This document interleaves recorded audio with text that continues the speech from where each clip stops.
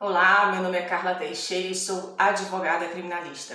No vídeo de hoje, na nossa aula número 7, eu venho falar com vocês a respeito do regime prisional e progressão. Mas eu resolvi fazer algumas perguntas e à medida que eu for respondendo, a gente vai estudando sobre esse tema, que é maravilhoso, né? Então vamos lá. Eu fiz a seguinte pergunta, porque acabei fazendo 3 spoilers e lancei na minha rede social. E a primeira pergunta foi assim: qual é o regime quando o condenado comete mais de um crime? A maioria das pessoas vão falar assim: ah, Carla, depende, né? E a gente usa muito essa palavra, né? Depende. Bom, mas o artigo 111 da LEP diz assim: quando houver condenação em mais de um crime no mesmo processo ou em processos distintos, a determinação do regime de cumprimento será feita pela somatória ou pela unificação das penas. Mas veja bem, a gente tem que levar em conta a remissão ou a detração. Mas, independente disso, os crimes que aquela pessoa cometeu, para que ocorra o somatório deles, é necessário que todos eles tenham transitado em julgado. Porque se não transitar em julgado, eu tiver um crime que transitou em julgado e o outro que não transitou em julgado, eu não posso fazer o somatório, porque eu estaria violando um princípio da presunção de inocência, artigo 5º, inciso 57 da Constituição Federal. E aí ele é presumidamente inocente, não houve trânsito em julgado, eu não posso fazer o somatório de penas, ainda mais quando tiver apenas a instauração do processo, menos ainda. Né? Tem um entendimento do STJ, né, que é de 2015, março de 2015, da relatora a ministra Maria Tereza de Assis Moura, e que ela diz o seguinte: não há ilegalidade no estabelecimento do regime fechado para o cumprimento da pena, quando a soma das reprimendas resultar um patamar superior a 4 anos, sendo condenado reincidente. Ou seja, Carla, superior a 4 anos e inferior a 8, nós estamos falando de regime semiaberto. Eu concordo. Mas a última frase que ela colocou, se condenado reincidente. Esse reincidente faz com que ele passe, então, a cumprir a pena num regime mais gravoso. Ou seja, é o somatório de todas as reprimendas, né, que vai informar qual o início do regime prisional no qual ele irá iniciar a execução da pena. Vale também ressaltar o artigo 63 do Código Penal, que fala de reincidência, que diz assim: verifica-se a reincidência quando o agente comete novo crime, depois de transitar em julgado a sentença no país ou no estrangeiro, que tenha condenado por crime anterior. Ou seja, ele cometeu um crime em 2015, transitou em julgado em 2015. Cometeu um novo crime em 2017, ele é reincidente. Transitou em julgado um crime em 2015, cometeu um novo crime em 2022, ele é primário. Por quê? Porque o próprio artigo 64 ele já informa isso, há um lapso temporal de 5 anos. Ultrapassado esse lapso temporal, ele volta a ser primário e não reincidente. Vale a dica. A segunda pergunta, o segundo spoiler que eu coloquei foi o seguinte: a progressão especial? Existe na lei de execução penal uma progressão especial? Existe sim. No artigo 112, parágrafo 3º da LEP, informa que mulher gestante, mãe ou responsável, criança, ou de alguém com deficiência, quando satisfeitos os requisitos cumulativamente, ou seja, todos os requisitos preenchidos, como se estivesse andando de mãozinhas dadas, todo mundo, todos os requisitos. E quais são esses requisitos? 1. Não ter cometido crime com violência ou grave ameaça. 2. Não ter cometido crime contra o filho dependente. 3. Ter cumprido pelo menos ou ao menos 1/8 da pena. 4. Ser primário, de bons antecedentes e bom comportamento carcerário. E 5. Não ser integrante de organização criminosa. Cumprido todos esses requisitos, sendo mãe, gestante ou responsável, certo? Pela criança ou alguém com deficiência, ela passa a ter a progressão especial. E é para todo mundo? Ocorreu isso, obedeceu os requisitos, todo mundo vai ter? Não, não é assim. E aí um dos vídeos anteriores que eu fiz, eu falei a respeito disso, de uma decisão, que foi a seguinte história. A mulher deu à luz a uma criança e entregou para a sogra. A mulher, a mãe e o filho dela começaram a se relacionar e entraram para o mundo do crime. Geraram uma criança e entregou para a sogra. Ok. Durante uma perseguição policial, ele é alvejado e vem a falecer. Então, ela passa a tomar a frente, como traficante. A polícia inicia um processo de investigação e, neste caso, descobre aonde é o local onde ela guarda as coisas. Com autorização judicial, vai até o local e apreende celulares, dinheiro, drogas e armas. Ela é presa, julgada, condenada, inicia o cumprimento da sua execução penal e, após ter cumprido ao menos 1/8 da pena, a defesa interpõe um recurso de agravo em execução penal para que ela possa ter o direito à progressão especial, sendo que ela cumpriu os requisitos. O agravo foi conhecido, mas não foi provido. Ora, ela simplesmente cumpriu os requisitos. Mas por que não foi provido? O momento da fundamentação que eu achei interessante foi o seguinte, que ela não possui o laço afetivo com a criança.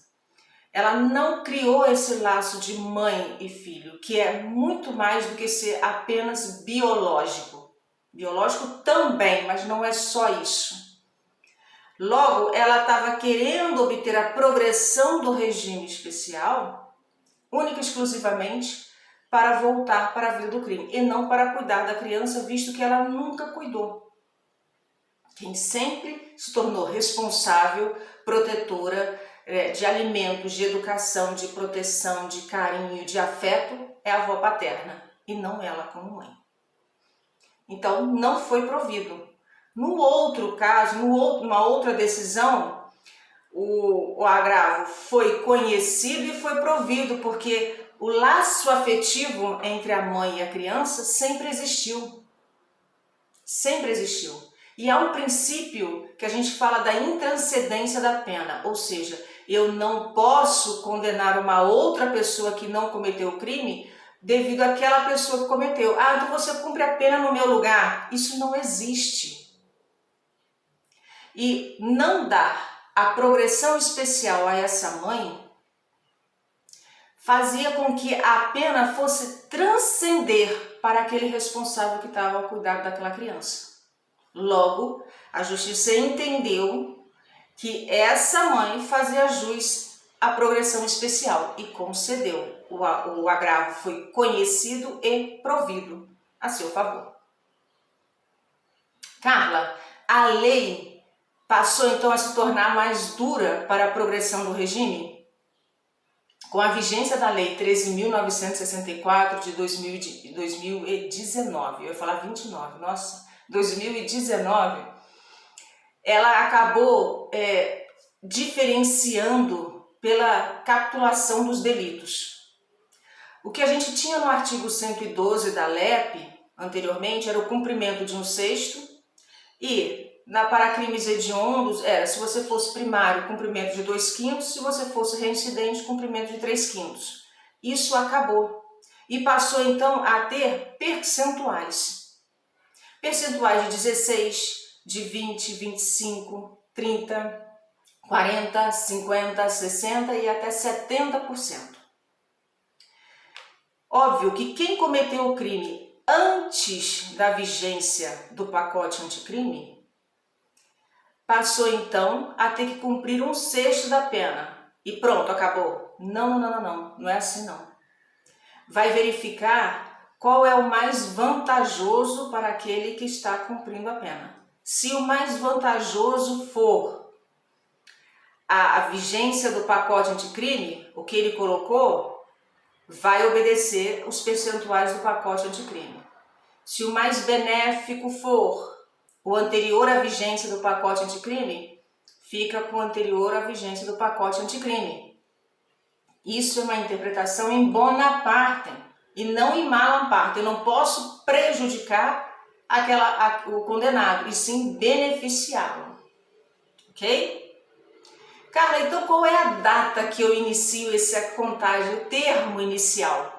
Né? O STJ ele tem como termo inicial, esse lapso temporal, a data em que o apenado preencheu os requisitos do artigo 112. Quando ele preenche os requisitos do artigo 112, inicia então a contagem do termo inicial, ok?